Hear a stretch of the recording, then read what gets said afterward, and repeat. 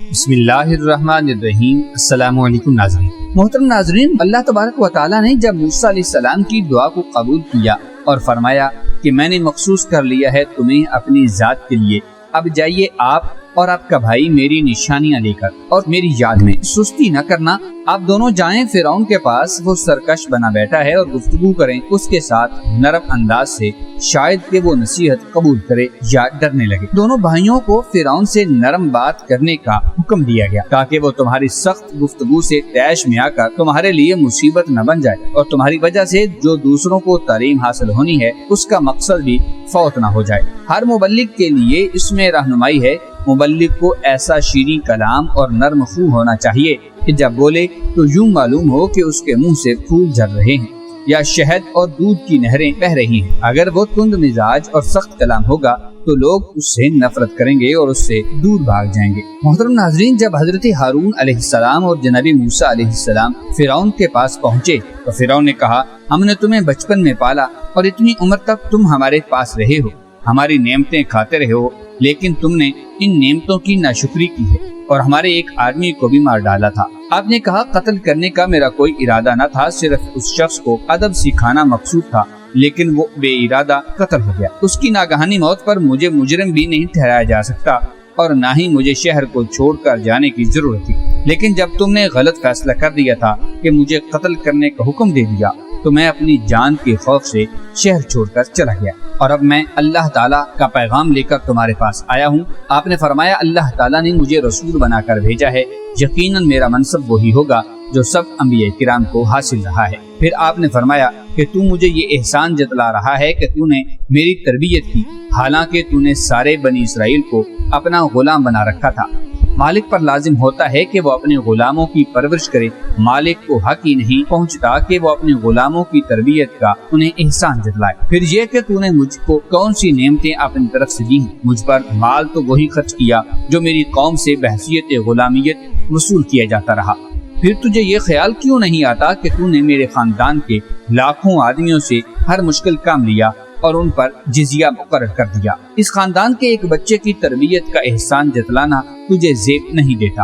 مجھے پالنے والے بھی تو میرے اپنے لوگ تھے، یا میری ماں نے مجھے پالا یا میرے خاندان کے لوگوں نے۔ تم تو مجھے قتل کرنا چاہتے تھے، میری وجہ سے تو تم نے میری قوم کے ہزاروں بچے ذبح کروا دیے تھے۔ یہ میری تربیت اور مجھے ذبح ہونے سے بچانا تو صرف میرے رب کا مجھ پر فضل ہے، ورنہ تیرے احسانوں سے تو تیرے ظلم زیادہ ہیں، اور اب تو کس وجہ سے احسان جتلا رہا ہے؟ موسیٰ علیہ السلام نے فرعون کے دربار میں اعلان کیا کہ بھیج دے ہمارے ساتھ بنی اسرائیل کو اور انہیں عذاب نہ دے، ہم لے آئے ہیں تیرے پاس ایک نشانی تیرے رب کی طرف سے، اور سلامتی ہو اس پر جو ہدایت کی پیروی کرے۔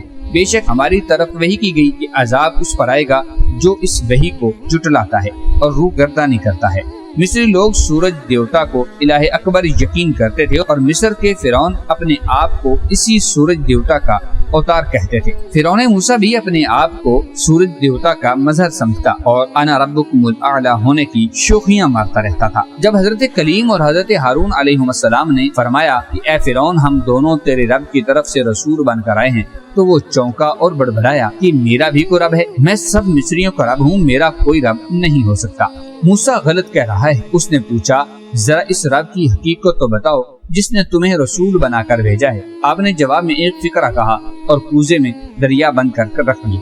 فرمایا، میرا پروردگار وہ ہے جس نے کائنات کی ہر چیز کو اس طرح پیدا کیا ہے کہ وہ اپنا وظیفہ حیات اور مقصد تخلیق بحسن خوبی ادا کر سکے، پھر اسے اتنی سمجھ بوجھ بھی عطا کر دی کہ وہ صحیح طور پر ان قوتوں سے کام لے سکے۔ پرندوں کو پر بخشے، پھر انہیں اڑنے کا سلیقہ بھی خود ہی سکھایا۔ مچھلی کو ایسا جسم دیا کہ وہ گہرے دریاؤں اور طوفانی سمندروں میں تیر سکے، اور ساتھ اس نے تیرنے کا ڈھنگ بھی بتا دیا۔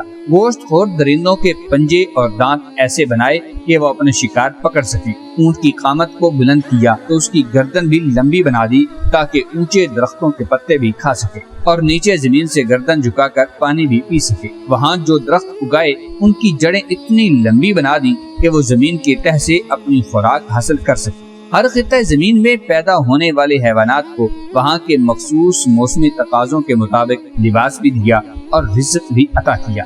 تو فرعون نے اپنے آس پاس والوں سے کہا کیا تم غور سے سنتے نہیں؟ اس کے گرد اس وقت اس کی قوم کے بڑے بڑے سرکردہ لوگ 500 کی تعداد میں زرق برق لباس سے آراستہ ہو کر بیٹھے ہوئے تھے۔ محترم ناظرین، فرعون کی ہٹ درمی اس حد تک بڑھ گئی کہ اس نے کہا کہ اگر تم نے میرے سوا کسی اور کو خدا ٹھہرایا تو میں ضرور تمہیں قید کروں گا۔ تو موسیٰ علیہ السلام نے فرمایا میں اگر تمہارے پاس کوئی روشن چیز لاؤں، یعنی اللہ نے مجھے معجزات عطا فرمائے ہیں جو میری نبوت پر دلالت کر رہے ہیں، تو کیا تو میری حقانیت کے ظاہر ہونے پر ہی مجھے قید میں ڈالے گا؟ فرعون نے کہا لاؤ اگر سچے ہو۔ تو موسیٰ نے اپنا عصا ڈال دیا، جبھی وہ سری اژدہا بن گیا اور اپنا ہاتھ نکالا تو وہ دیکھنے والوں کی نگاہ میں جگمگانے لگا۔ موسیٰ علیہ السلام نے جب اپنا عصا زمین پر ڈالا تو وہ بہت بڑا اژدہا بن گیا تھا، منہ کھولا ہوا تھا، اس کے دونوں جبڑوں کے درمیان 120 فٹ کا فاصلہ تھا۔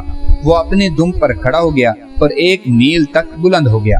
اس نے اپنا نیچے والا جبڑا زمین پر رکھا اور اوپر والا فرعون کے محل کی دیواروں پر فرعون کی طرف متوجہ ہوا تاکہ اسے پکڑے۔ فرعون نے تخت سے نیچے چھلانگ لگائی۔ جب اژدہا نے لوگوں کی طرف رخ کیا تو لوگ ڈر کے مارے ادھر ادھر بھاگنا شروع ہوئے۔ اس بھگدڑ کی وجہ سے 25,000 آدمی ایک دوسرے پر گر کر مر گئے تھے۔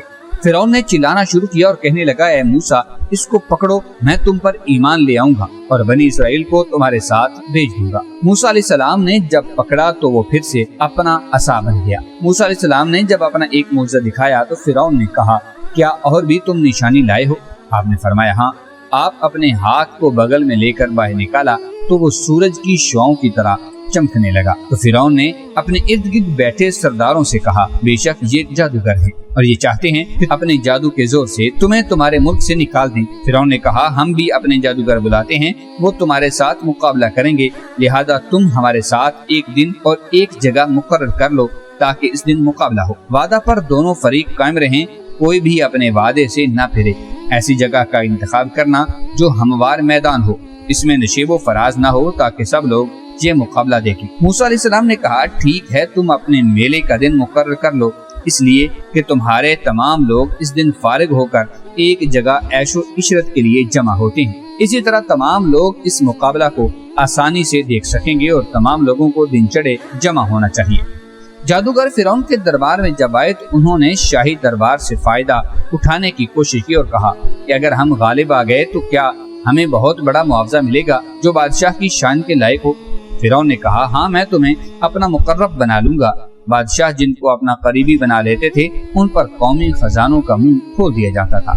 فرعون نے جب جادوگروں کو جمع کیا تو موسیٰ علیہ السلام نے انہیں نصیحت کے طور پر کہا کہ میں اللہ تعالیٰ کی نشانیاں دکھاتا ہوں جو اللہ نے مجھے معجزات عطا فرمائے ہیں۔ تم یہ کہتے ہو کہ میں یہ جادو کر رہا ہوں، یہ تو اللہ تعالیٰ پر جھوٹ باندھنا ہے، اس سے تو تمہاری بربادی ہے۔ اللہ تعالیٰ تمہیں عذاب سے تباہ و برباد کر دے گا جس عذاب کو ٹالنے کی تمہیں کوئی قدرت حاصل نہیں ہے۔ آپ کے کلام کو سن کر جادوگر غصے میں ایک دوسرے سے مشورہ کرنے لگے اور بحث کرنے لگے کہ کیسے اسے جواب دیا جائے۔ تو انہوں نے کہا اے موسیٰ یا تو آپ اپنا عصا ڈالیں یا ہم اپنی رسیاں اور لاٹھیاں ڈالنے والے ہیں۔ آپ نے کہا تم ڈالو۔ جب انہوں نے ڈالا تو لوگوں کی نگاہوں پر جادو کر دیا اور انہیں ڈرایا اور بڑا جادو لائے۔ جب انہوں نے اپنی رسیاں اور لاٹھیاں ڈال دیں تو لوگوں کی آنکھوں پر اثر کر دیا تو وہ صحیح دیکھنے سمجھنے کے قابل نہ رہی۔ اس سے واضح ہوا کہ جادو سے کسی چیز کی حقیقت کو نہیں بدلا جا سکتا، یہ صرف ایک بناوٹ ہوتی ہے۔ اگر جادو حق ہوتا یعنی اس کی کوئی حقیقت ہوتی تو یہ ذکر کیا جاتا کہ ان کے دلوں پر جادو کر دیا، یہ نہ کہا جاتا کہ انہوں نے لوگوں کی آنکھوں پر جادو کر دیا۔